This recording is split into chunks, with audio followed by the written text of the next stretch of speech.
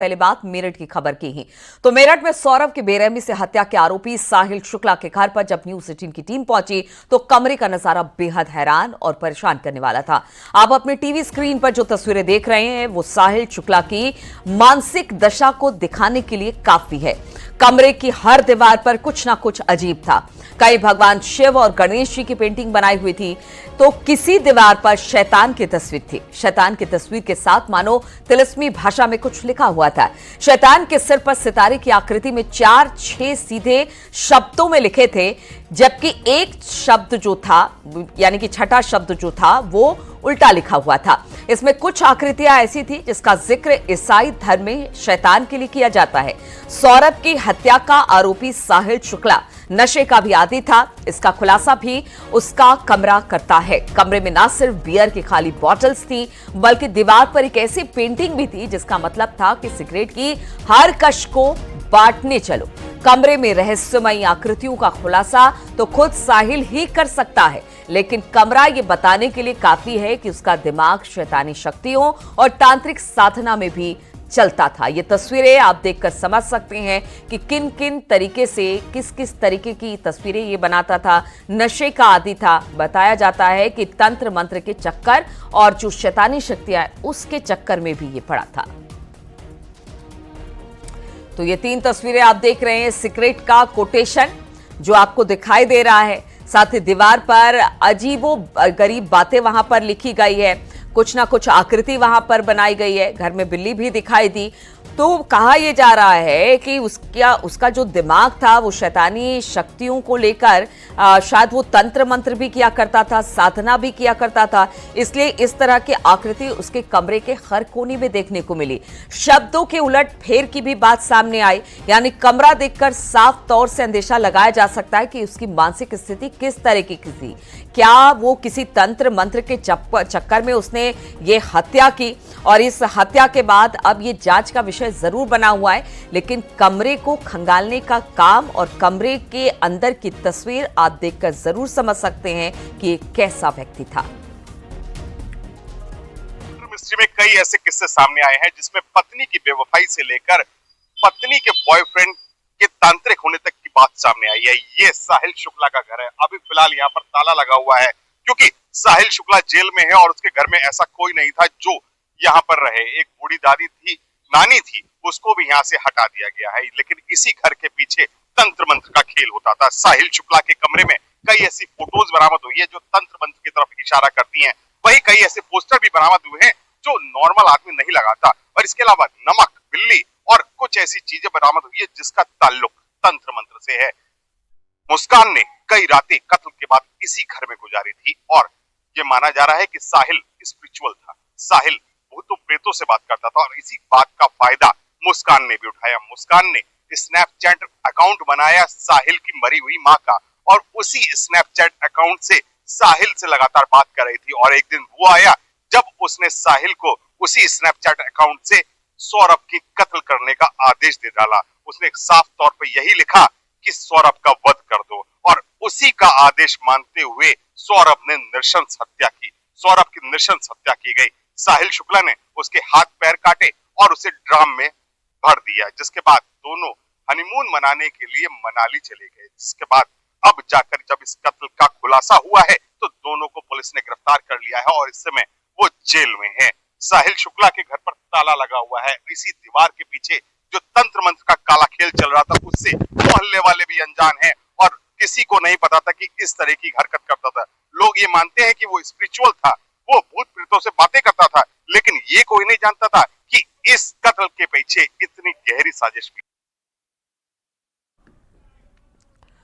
तो सौरभ का जिस तरह से कत्ल किया गया और अब साहिल के कमरे को देखकर यह अंदाजा लगाया जा सकता है कि उसके दिमाग में क्या कुछ चल रहा था। मेरठ में मर्चेंट नेवी के अफसर की बेरहमी से हत्या हो गई है और इस वक्त खुद सौरभ कुमार की मां न्यूज 18 पर हमारे साथ जुड़ गई हैं। बहुत बहुत स्वागत है आपका। लेकिन सबसे पहले आपसे यही जानना चाहेंगे कि कितने साल पहले मुस्कान और सौरभ की शादी हुई थी और सौरभ कब से मुस्कान के साथ अलग रह रहा था, यानी नौकरी के सिलसिले में वो बाहर रह रहा था?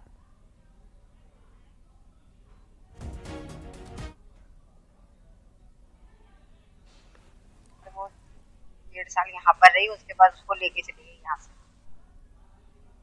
वो वहाँ पर कह रही थी मेरे तुम्हारे घर में भूत है, बवाल है, यूं करके बहाना लगा के उसको लेके चली गई। उसको ऊपर का हमने पोर्शन भी दे दिया था कि भाई तुझे अलग बना ले, अलग खा ले, अलग रह ले, हमारे से कोई मतलब मत रख, तू मत जा। कहने की नहीं मैं तो रहूंगी नहीं, मैं तो यहाँ से जाऊंगी। और वो उसको लेके चली गई। मैं कहा भाई तू लेके तो जा रही हूँ, और उल्टा यूं कह के गई कि तुमको उसकी शक्ल देखने को नहीं दूंगी, शक्ल देखने को तरस जाओगे। और वही काम करा उसने। अगर आपको आवाज मिल रही है तो ये बताइए कि क्या शुरुआत से, शादी के तुरंत बाद से ये झगड़ा शुरू हो गया था? अपना नाम भी जरा बताइएगा।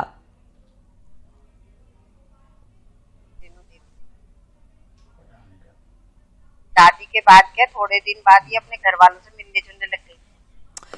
चलिए, सौरव कुमार की मां की आवाज बहुत हद तक हमारे पास अच्छे तरीके से नहीं पहुंच पा रही है। हम कोशिश करेंगे उनसे बातचीत करने की और उनसे तमाम सवालों के जवाब लेने की कोशिश करेंगे। लेकिन जिस तरह से हत्या सौरव की गई, अब जांच पुलिस की तरफ से चल रही है। सौरव को टुकड़े टुकड़े में काट दिया गया और जो मुस्कान और साहिल जो इसके पीछे कातिल थे, अब उनसे बातचीत कर पुलिस ये गुत्थी सुलझाने की कोशिश कर रही है पूछताछ में। और पुलिस भी, अगर साहिल के घर की बात की जाए, जो तस्वीरें लगातार हम आपको दिखा रहे हैं, उसे देखकर आप अंदाजा लगा सकते हैं कि कैसी मानसिक स्थिति में जो साहिल था, वो था जिसने सौरव की हत्या की। क्या उसकी मानसिकता रही होगी? एक तरफ भगवान का चित्र है तो दूसरी तरफ शैतान का चित्र उसके कमरे की दीवारों पर गुदा हुआ था। उल्टी पुल्टी भाषा में उसने कुछ शब्द लिखे हुए थे और कहा यह जा रहा है कि शायद वो तंत्र मंत्र जादू टोने के चक्कर में भी था। क्या सौरव की जिस तरह से हत्या की गई उसके पीछे ये भी एक वजह हो सकती है कि दोनों प्रेमी प्रेमिका ने मिलकर सौरव को इसलिए भी मारा कि शायद कोई तंत्र मंत्र का भी चक्कर था। एक बार फिर से सौरव कुमार की मां हमारे साथ जुड़ गई हैं। सबसे पहले तो अपना नाम बताइए और उसके बाद, जिस तरह से मैंने आपसे पहला सवाल किया था कि शादी के तुरंत बाद क्या सौरव चला गया था और शुरुआत से ही दोनों के बीच में झगड़े शुरू हो गए थे? शादी हुई थी 2016 में, ठीक है। उसके बाद वो हमारे घर में रह रही थी। जब तक वो अपने घर परिवार वालों से नहीं मिली थी, जब तक तो ठीक रह रही थी। और वो जहाँ अपने माँ बाप से मिलना शुरू हुई थी, पता नहीं उसके दिमाग में क्या भर दिया, क्या नहीं भरा कि तू अलग हो जा, ये कर ले, वो कर ले। रोज रात को लड़ाई करना, ना खाना पकाना आता था, ना कुछ काम करना आता था, सब काम हम करके देते थे। उसके बाद बावजूद भी उसको कुछ करना नहीं है, खाली उसको ये था कि मुझे घूमने का इजाजत, क्योंकि हर कोई घर गृहस्थी वाले, फैमिली वाले ये नहीं चाहते कि उनकी बहुएं बेमतलब बाहर घूमे। हाँ, अगर तुम कुछ काम कर रही हो, जॉब कर रही हो तो घूमो, कुछ कर नहीं रही हो, तुम पढ़ी लिखी नहीं हो, कुछ नहीं हो, तो तुम अपने घर में काम करो। वो भी नहीं करती थी, फिर भी हम कुछ नहीं कहते थे उसको, फिर भी वो लड़ाई करती है। सारे मोहल्ले में दंगा खूब करती थी, पुलिस बुला के ला रही है उसकी माँ, इतने गंदे गंदे शब्द बोल रही है उसकी माँ। सब मोहल्ले वाले भी उससे लड़ाई करने के लिए तैयार रहते थे। ब्रह्मपुरी थाना वाली। तो आपको क्या लगता है, क्या सौरव से शादी करने के पीछे सिर्फ उसकी मंशा थी कि उसे घुमाया फिराया जाए, क्योंकि मर्चेंट नेवी में सौरव था, उसे घुमाने फिराने लेकर जाए या फिर बाहर लेकर जाए, उसके पैसों से प्यार? क्या आपको लगा कि शायद यही वजह थी कि उसने सौरव से शादी के लिए हाँ कही? उसको हमारे पैसे से और हमारे घर को देख के, फैमिली को देख के कि ज्यादा इनकी बड़ी फैमिली नहीं है, कोई नहीं है, तो मैं इस घर में घुस जाऊं, इसलिए उसने लड़के को फंसाया। तांत्रिक विद्या, इसका नाना तांत्रिक विद्या करता है और वो उसी हिसाब से तांत्रिक विद्या करी गई थी कि उसका ब्रेन वॉश कर दिया। वो घर वालों की बात सुनने को तैयार नहीं। लड़का घर वालों की बात नहीं सुनता था क्योंकि उसका तांत्रिक विद्या से ब्रेन कर दिया था खराब। यानी आप सौरव के लिए कह रहे हैं कि आप लोगों की बात भी सौरव नहीं सुनता था, उसे अपनी बीवी पर ज्यादा विश्वास था आप लोगों के बनस्पत? हाँ, क्योंकि विश्वास तो इस बार अपनी बीवी पर कर लिया था ना, उसकी तांत्रिक विद्या से उसको अपनी तरफ कर लिया था। तो अगर साहिल की बात की जाए, मुस्कान और साहिल के संबंध क्या आपको पता थे कि हाँ किसी के साथ इसका रिश्ता है? नहीं, हमें कुछ नहीं पता। बीच में एक बार 1.5 साल पहले की बात है, जब ये हम्म। पता नहीं कहाँ चली गई थी, फिर 4 दिन बाद लौट के आई है। और लड़का भी जब भी हमारा लड़की के घर गया था पेपर देने, तो आप पेपर साहिल देने को गए थे, जानती तो है कि उसका आस पास पड़ोस मकान में ही मालिक का रहता था फोन गया। साहिल? नहीं नहीं नहीं, हमारा उस सड़क से तो कोई वास्ता ही नहीं रहता। उस सड़क पे हम लोग जाते ही नहीं है पहली बार हमारा, क्योंकि मेन रहता है सारदा रोड, बैली बाजार, बेगमपुर मार्केट। हम ये करते हैं, अंदर की ब्रह्मपुरी का मार्केट हम करते ही नहीं। और हमने सड़क भी नहीं देखी, हमने तो ये भी नहीं देखा कि हमारा लड़का कहाँ रहता है, कहाँ नहीं रहता है, कहाँ ले गई, ये कहाँ नहीं ले गई, क्योंकि वो हमारे से मिलने आता जाता रहता था, तो हमें कोई दिक्कत नहीं थी। नहीं तो कि क्या हमारे मुस्कान लड़के- आप लोगों के, लड़का तो आ ही रहा है। सौरभ चूंकि अपने नौकरी रोजगार के चक्कर में बाहर रहता था, लेकिन क्या मुस्कान आप लोगों के साथ ही में थी या फिर मायके में रहा करती थी? नहीं नहीं, ना वो मायके में थी ना कहीं थी, हमारे पास भी नहीं थी। वो किराए के मकान में थी। कहाँ और ना रहती अपनी थी? माँ के साथ रहना पसंद करती थी, ना कुछ। क्या वो अकेले रहती थी? हाँ, अकेली रहती थी। तो आप लोगों ने कभी कुछ कहा नहीं कि आप तुम साथ में क्यों नहीं, या फिर उसके माँ बाप ने नहीं कहा कि आप साथ में क्यों नहीं रहती? क्यों? हमारा उससे तो कोई मैटर ही नहीं था, जो हम उसको यूं कहते कि तू वो साथ में रहे या मत रहे, या कुछ कर या मत कर। अब उनकी माँ का क्या मैटर था, क्या मैटर नहीं था, अब वो तो वही बता सकते कि वो साथ में क्यों नहीं रहना पसंद करती थी। तो सौरभ की मौत की खबर कैसे तो वो मिली अब आपको? बोल रही है ना,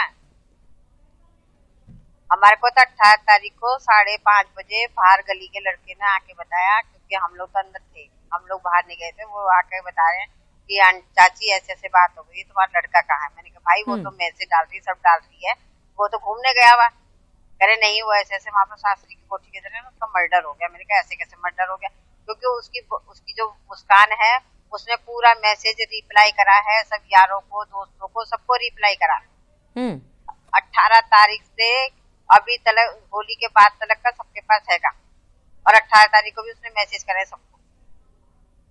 तो सौरभ जब आया हम पहले ये आप लोगों विश्वास के नहीं पास करते कि आया हमारा लड़का या फिर जिंदा है। अपनी बीवी मुस्कान के पास गया, और क्या इस दौरान आप लोगों से कुछ बातचीत हुई सौरभ की? वो आया था हमारे पास 26 तारीख को। 24 है। तारीख की रात को वो आ चुका था, वो यहाँ हमारे घर पे मिलने 26 तारीख को आया।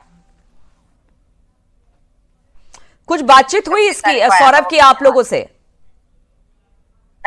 नहीं आया था, नाश्ता पानी करा, खाना पीना खाया, अपने भतीजे के लिए सामान लेके आया। ऐसा कुछ नहीं है बाहर से उसके लिए लेकर आया था। वो कह रहा छोटे के मेरे को पता नहीं है, इस बार छोटे के लिए कुछ नहीं लेकर आया। वो कहा था मैं यही दिला दूंगा उसे। मैं कहा कोई बात नहीं, अभी तो तू है, जब 1 महीना 1.5 महीना। तो अब इस पूरे मामले में आप लोग क्या चाहते हैं, क्या होना चाहिए? हम तो ये चाहते हैं कि उनके घर परिवार वालों को, जितने भी है, 5 हैं 7 हैं, सबको फांसी की सजा हो, या उम्र कैद हो, कि वो बाहर नहीं आने चाहिए। कोई सा भी यार दोस्त बाहर नहीं आना चाहिए जिसके साथ मिलके उन्होंने ये काम करा। और उसकी बैंक की डिटेल पूरी छनवाई जाए, किस किस के अकाउंट में कितने कितने पैसे ट्रांसफर करे उन लोगों ने, और जो उन्होंने, उसकी माँ ने जो मकान लिया है, उस मकान को भी हमें दिलवाया जाए। जो दुकान करी है वो भी हमें दिलवाई जाए, और जो गाड़ी ली है वो भी हमें दिलवाई जाए। ठीक है, ठीक है। तो आप लोग चाहते हैं कि इस पूरे मामले में जांच हो और जांच के बाद सजा मिले। बहुत बहुत शुक्रिया आपका हमारे साथ जुड़ने के लिए।